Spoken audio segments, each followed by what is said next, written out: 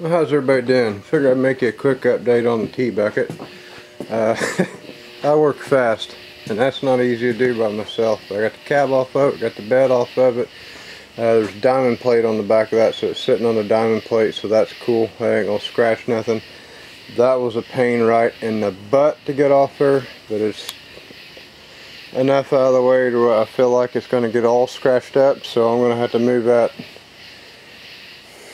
I'm going to have to make some room in here and put that somewhere safe for a minute. I could probably stand it up on end if I put like a blanket over it. And anyway, I'll deal with that later. The chassis of this thing, not near as bad as I thought it was going to be. From first glance, well, I mean, front to back it all needs rewelded. Plain and simple. It looks like shit. But other than everything needing rewelded, I'm getting ready to start on that. I got to strip all the wiring off and strip all the just bare metal, get all this crap out of my way, and I'm going to start grinding all this down, welding it.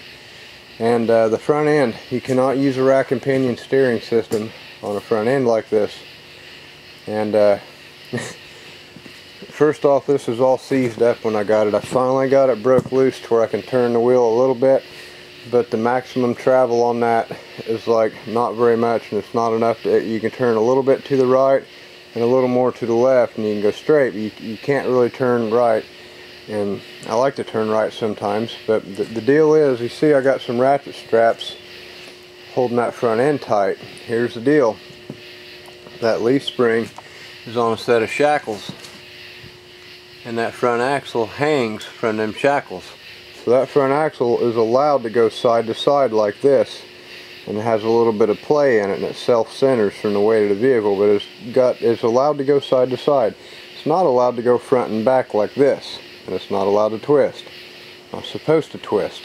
Okay, that's coming up here in a minute. Remember that. So the problem is, when you go putting force to steer like this, it'll move the frame side to side like this and not actually turn the tires. So I've locked it down with ratchet straps just to get everything moving. But if I was driving this on the road and you start to go around the corner, it's going to get into a hell of a bump steer and a death wobble, and you can't do that. Trust me, you just cannot do that. The only way you can run a rack on that would be to mount it to the front axle, or have some sort of a bell crank suspension, or do something different. Now, the radius arms, somebody has cut these off and shortened them, and I was talking about axle can move this way and this way, but it can't move this way or this way. Okay, now them radius arms have been shortened. They're supposed to be like almost way back here, and they're about half as long as they're supposed to be. So when that suspension travels, it's now going to want to do this. Instead, if it was like the full length of my arm, it would just be barely doing this. So that's going to try to bend everything on the front axle, or on like these front shackles. That's going to put everything in a bind when the suspension starts moving. That's why all these shackles are about halfway bent up, and the bolts are getting ready to break. Notice how that's all torqued and bent? That's because you can't shorten them radius arms like that, and it screws with the geometry of the suspension. Okay, so I got a lot of things to correct. I might try to live with them short radius arms for now, but what really needs to happen is I need to lop that off and extend it another couple feet and figure out where they were supposed to be and put them back. But anyway, I'm rambling. I got this thing down to pretty much a bare frame. I'm going to go ahead and get the transmission out of the way. And wait a minute. Hang on. Excuse me for just a second here. I got to measure something. No freaking way. Did you look at that? You know what that means. 31 inches. Okay, I gotta check something real quick, guys. Hang on a second here. That's a long tail shaft. Oh, that's sweet. Okay, so that's the transmission that needed to be in the race car. The one in the race car is a short tail shaft, and I had to move the engine way back and the transmission way back. to make up the difference from one of them 4L60Es. That transmission will go right in the race car, and the drive shaft to be just fine. Wonder how quick I could do that before Friday. If that transmission is good, it might go in the race car before Friday. I might take it to a testing tune, because I wouldn't have to worry about the drive shaft exploding. And then I could actually use an overdrive transmission in this. I'm just learning all kinds of crap, but yeah, all these welds need re-welded. They're not necessarily quite good, and there's a whole bunch of undercut. Like, I mean, that's gonna break off there. I'm sorry, but is it welded on the underneath side? Absolutely not. No, it's not. That's gonna snap right off there, and my whole ride's gonna be jacked up. So yeah, I'm gonna have to cut all this crap off there and re-weld it and do all this the right way so I don't die. So there's your update video. That's where I'm at right now. And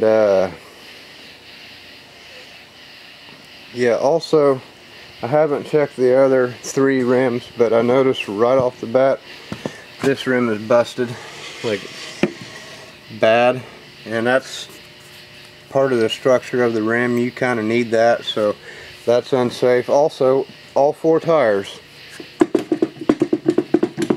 I had the ugga gun on it. Believe me, them lug nuts are tight, they're too long, and they don't fit right, and all 4 tires are loose. So I'm pretty sure this was never really actually driven, because I'm just running into one thing after another that's not right. And I've actually update on the brakes real quick.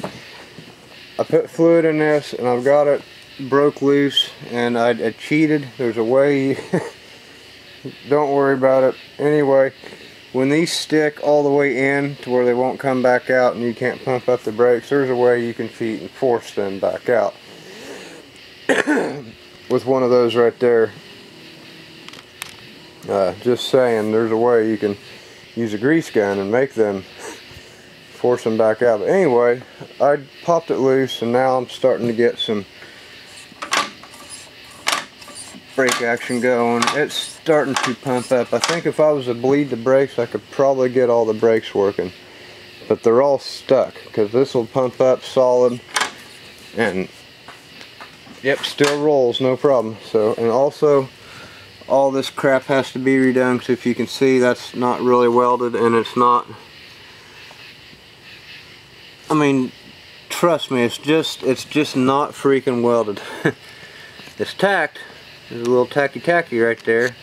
Camera just refuses to focus on anything black. But anyway, that's going to fall off, and I ain't going to have any brakes.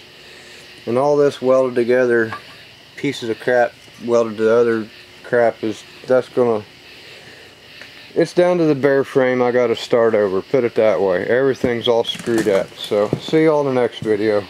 Hope you enjoyed that. It's probably boring, but some people like to watch this stuff. Some people like to hate to watch this stuff. I don't understand it, but either way, thanks for supporting the channel.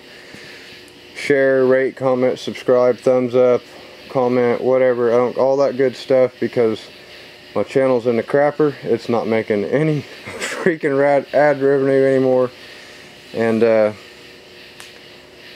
I'm not sure why, but pretty much a couple months ago it just went in the toilet. Went from making real good money and I could afford to do stuff like this to all of a sudden it ain't making any money, and I'm not going to be able to afford to do a bunch of this stuff. Yep, so there's your update video. Y'all take her easy, and I'll see you in the next one.